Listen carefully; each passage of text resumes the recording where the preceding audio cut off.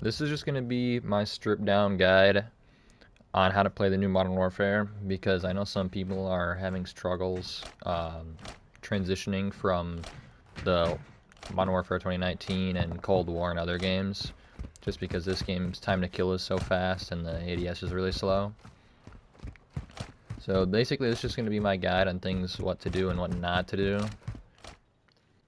I just wanted to go over my controller settings really quick. I don't play PC, I've never used a mouse. So I can't really help any mouse and keyboard players. So this is basically strictly only for controller players. If you play on a system or a console that has trigger effects, I would turn those off. Same with controller vibration, those both can throw off your aim.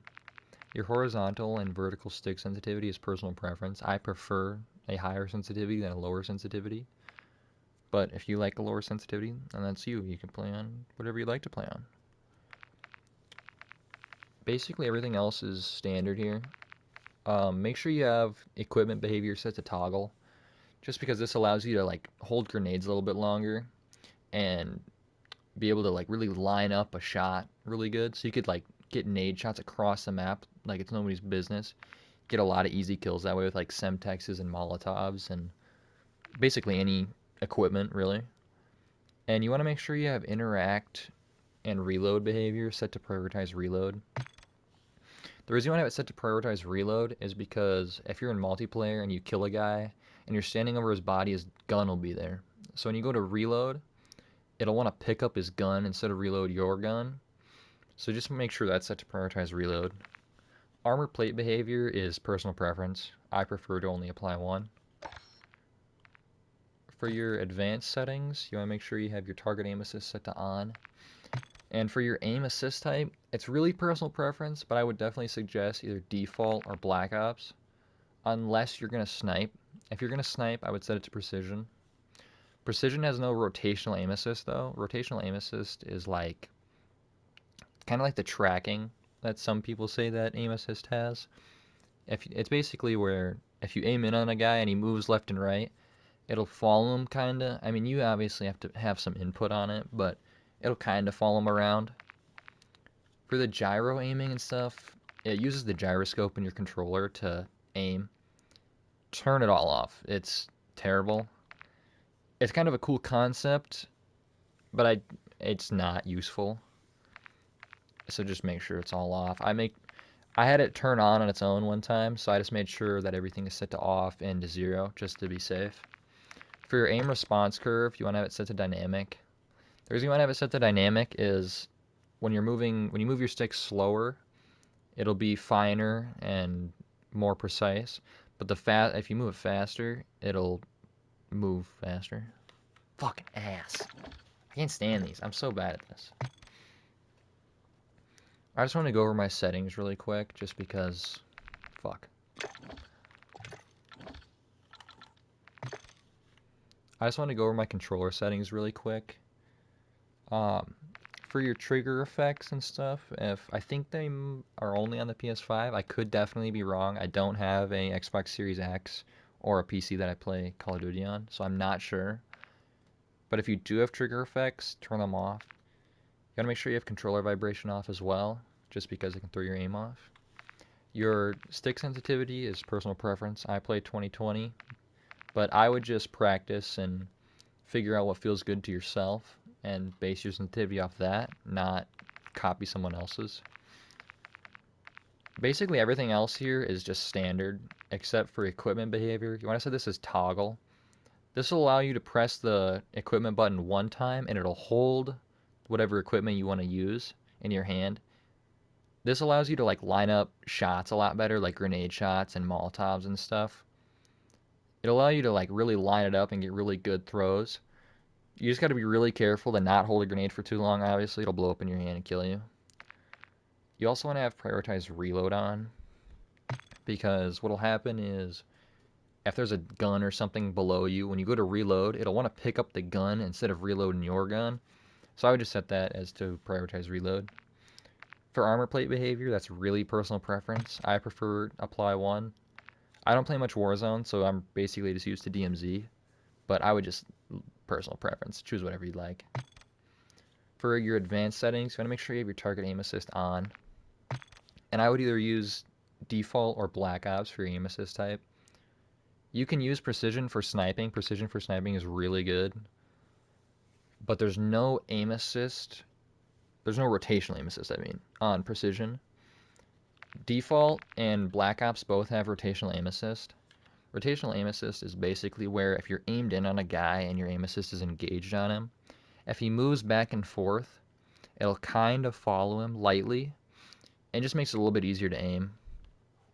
But I would say it's personal preference, but I would definitely say Black Ops and Default are the better out of the four.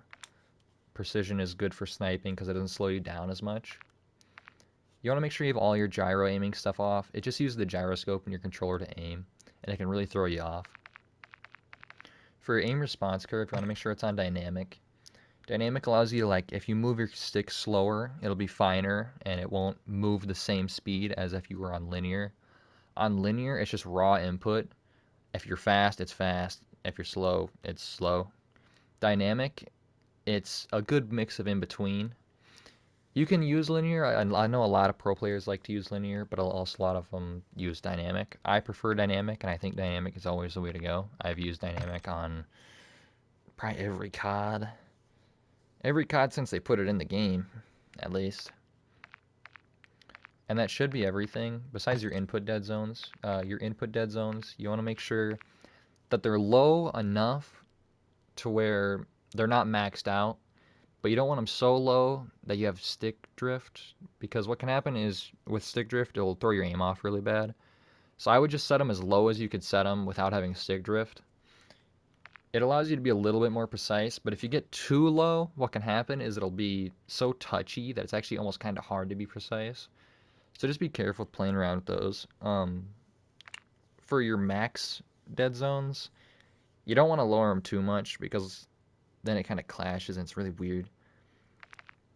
For your trigger dead zones, I prefer to leave my left trigger at the default setting just because doesn't really matter. But I like my right trigger to be 0 just because you can spam pistols and stuff a lot quicker. And that should be everything. Oh, for your grounded mantle and stuff, you want to make sure that is all off, just because what will happen is if you run into a wall, instead of like if you think, oh, I'm going to come up and stand behind this wall for cover, it'll want to make you jump over it. So I would just set that to all off, just so that way you have more control over it. Oh, and for your plunging underwater, you should set it to plunge freely. What happens if you leave it on movement is you kind of get like stuck at the top of the water, and then you have to like dive, and it's really clunky. It's just really weird. If you leave it on plunge freely, what'll happen is it's a lot smoother and it just goes a lot better. And that should be everything. Yeah, it is. For graphics, you want to leave on-demand textures on unless you have really bad Wi-Fi. If your internet's really bad and you have bad bandwidth, I would turn it off just because it can fix some lagging issues. For your world motion blur, you want to leave that off. You want to leave weapon motion blur off. You want to leave film grain off. Depth of field off as well. The Fidelity FX CAS is like the sharpness of the game. I wouldn't have it too low, but I also wouldn't have it too high. What can happen if it's too low is it'll look really blurry and kind of weird. But if it's too high, it's like really sharp and kind of hard to see. So I would just find like a happy medium that feels good to you. If you have 120 hertz refresh rate, turn it on. For your field of view, I just say that's personal preference. Personally, when I had it on 120, I found it hard to see enemies and other things over a long distance.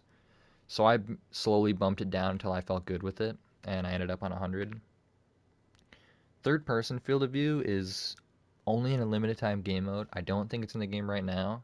I know it was in the beta. I haven't even tried to play it ever again, just because I don't really enjoy it. So it could be in the game, but I don't know a lot of people that play it. For your first person and third person camera movement, you want to set it to 50%, which is actually just the lowest it can go. It basically just means like if somebody's like throwing a grenade at you, a grenade goes off near you and it shakes the screen, it'll shake it a lot less than if you leave it on default. It makes it a little easier to aim sometimes too. For your default spectator camera, you could leave it on helmet, or you can set it to game perspective. That's personal preference. Your brightness is also personal preference. You want to have your safe area as low as it'll go,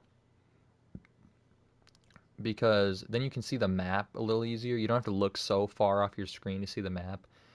And I know some people have really big TVs, so you really got to look really far. So I would just set your safe zone as far as it'll let you put it in. For your audio, you want to have your audio mix set to headphones bass boosted. But the issue with this is vehicles like the VTOL and the chopper gunner and stuff, or vehicles in Warzone or DMZ will be really loud. So you just got to be really careful with it. Headphones bass boosted helps you hear footsteps a lot better, but it can be loud with vehicles, so you just got to be careful. If it's too loud, you can always bump your master volume down. I have my music volume off just because I find it kind of distracting. I don't play with subtitles or anything else. I'm always in a party, so I never hear the in-game voice chat, so I've never messed with any of this. You can change your hit marker sound effects. I just left out in Modern Warfare.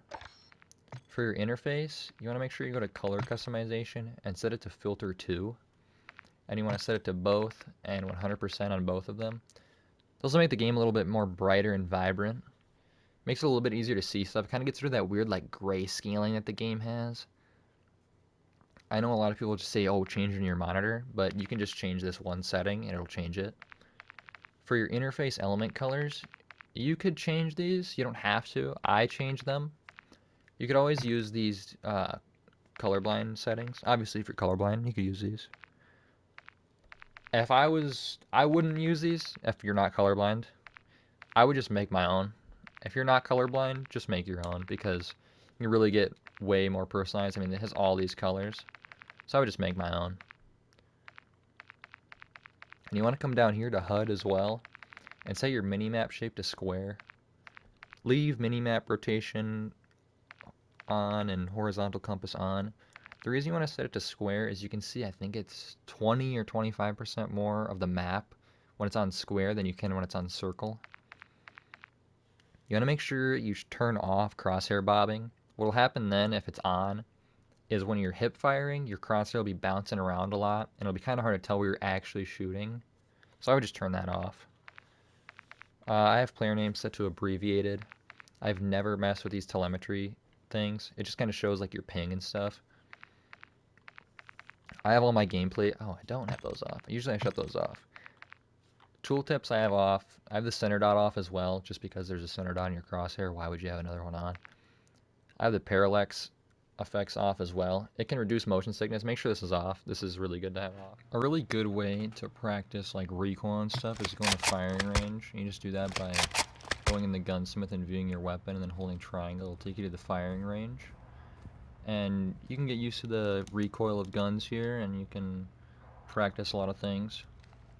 You can just shoot them and flick back and forth and everything.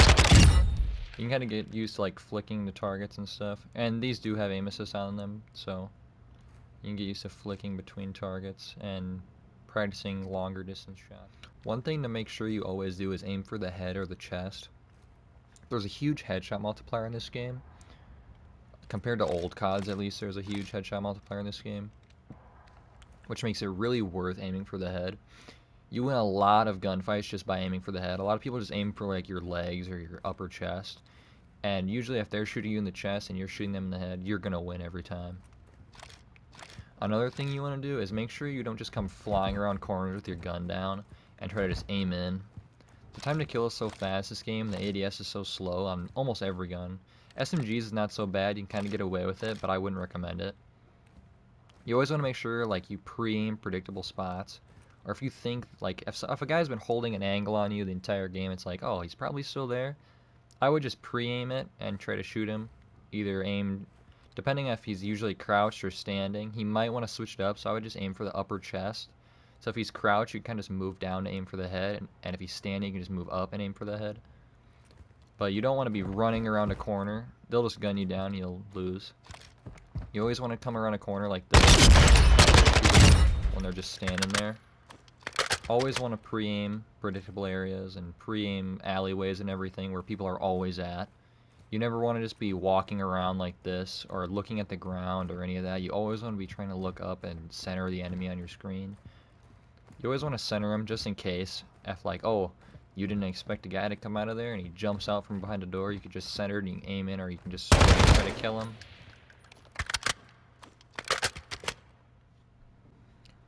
A few other things to note about this game.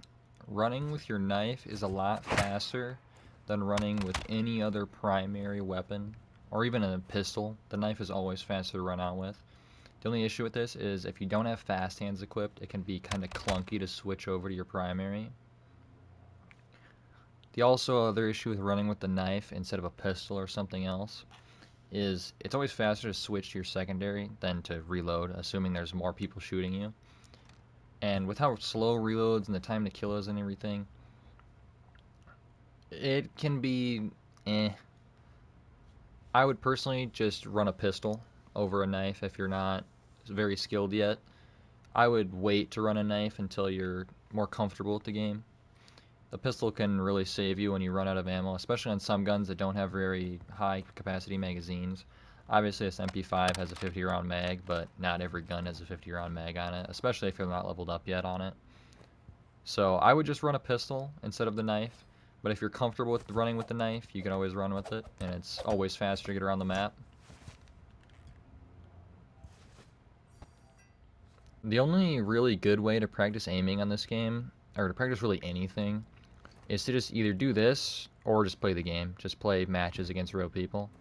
You could play a private match against bots, but the maps are so large you can have a really small amount of bots that it's hard to find them half the time, so it's easier just to do this, or just obviously just to play the game normal. Um, but with these guys, you can shoot them down, you can flick between them, practice jump shots on them, stuff like that. Practice slow peeking them. Use snipers in here. You can literally use any gun in here. Knife obviously doesn't work. You can't walk through this. You can't jump through it either. You can't jump over any of this. There's no way to get in there. So, knife you can't use in here, but any firearm can be used in here. I actually haven't tried the rocket launchers, but I imagine you could probably use them in here too. That's really all there is to it, just practicing and playing the game. But, yeah, that's about it.